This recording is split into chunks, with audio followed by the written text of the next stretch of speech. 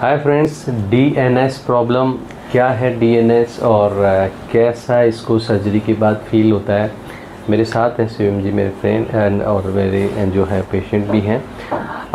सबसे पहले तो ये जो पूरी जर्नी है जो वो खुद ही बताएंगे कि क्या प्रॉब्लम थी और क्यों इन्होंने सर्जरी कराई और अभी कैसा फील कर रहे हैं। शिवम जी आप बताओगे। सर मुझे ये प्रॉब्लम 7-8 साल से थी, एक्चुअली ऑलमोस्ट 10 ईयर से थी और बहुत परेशान रहता था मैं। एक्सेसिव डिस्चार्ज और लास्ट में जाके तो इतना डेविएशन हो गया था सेप्टम में कि सांस नहीं आने लग गया था। और सीटी स्कैन कराया तब आपने बताया कि इतना सीवियर है वो, और एक्चुअली डर रहा था मैं कि ऑपरेशन कराऊंगा तो ठीक होगा भी या नहीं। तो डाउट्स भी थे, फैमिली वाले भी मना कर रहे थे कि यार मत कराओ चल रहा है सही है। बट मुझे प्रॉब्लम्स इतनी ज़्यादा होने लग गई थी। फिर डॉक्टर साहब ने जब बताया कि ऑपरेशन के बाद में सही से सांस तो ले पाओगे तो फिर मैंने ऑपरेशन करा लिया डॉक्टर सर के मान के। और मतलब उसके बाद से मैंने जो फील किया, मुझे ऐसा लगा कि मैं कुछ सालों से सांस ले ही नहीं रहा था तो बहुत अच्छा, अब दोनों नॉस्ट्रिल से सांस अच्छे से आता है और फिज़िकल एक्टिविटी भी करता हूँ तो मतलब फैटिक फील नहीं होता। पहले बहुत बुरी हालत होने लग गई थी उस डीएनएस के कारण।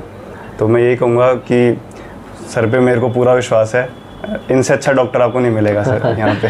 नहीं ऐसा नहीं है, मैं बाहर भी जा सकता था सर बट मैं आपके पास ही आया क्योंकि एक वो विश्वास लगा मुझे कि सर ने इतना अच्छा।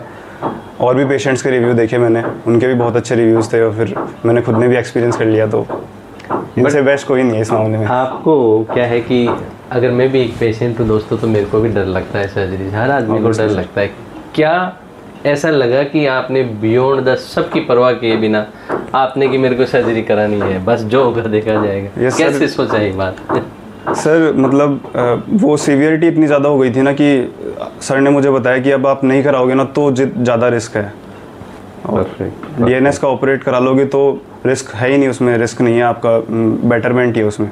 तो मैंने बस वो सर आपकी बात मान के डिसाइड कर लिया कि मेरे को तो कराना है। जो हमारे दोस्त जिनको डीएनएस है, जो डिफेंस में भी जाना चाहते हैं, बट कहीं ना कहीं उनके दिमाग में एक डर घुसा हुआ है कि क्या पता अगर मैं सर्जरी कराऊंगा तो मेरे नाक पे बाहर से चीरा आ जाएगा या ये, तो क्या मैसेज उनको देना चाहोगे?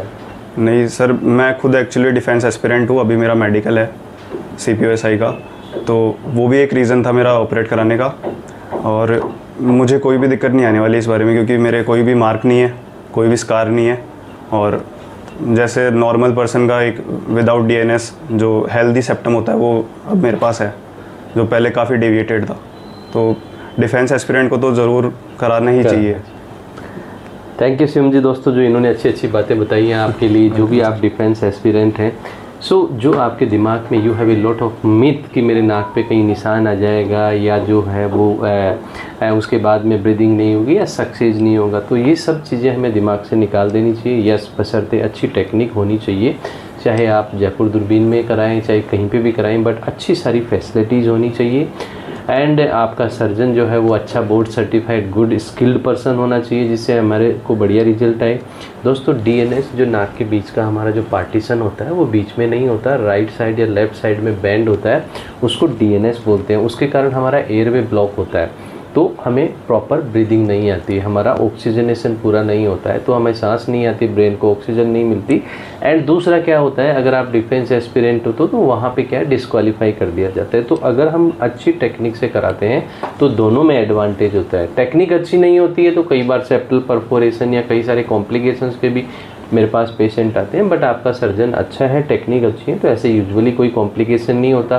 जैसे शिवम जी को देख रहे हो, ये खुद बता रहे हैं कि पहले डीएनएस के कारण ब्रीदिंग नहीं होता था, अब बच्चे से ब्रीदिंग हो रहा है। ब्रीदिंग होता है, हमें ऑक्सीजन मिलती है तो हमारा कॉन्फिडेंस बूस्टअप होता है, हमारी लाइफस्टाइल अच्छी होती है। इसलिए डरे नहीं, अगर वाकई में जेन्युइन किसी को प्रॉब्लम है तो दोस्तों हमें ट्रीटमेंट कराना चाहिए। And thank you dear, thank you.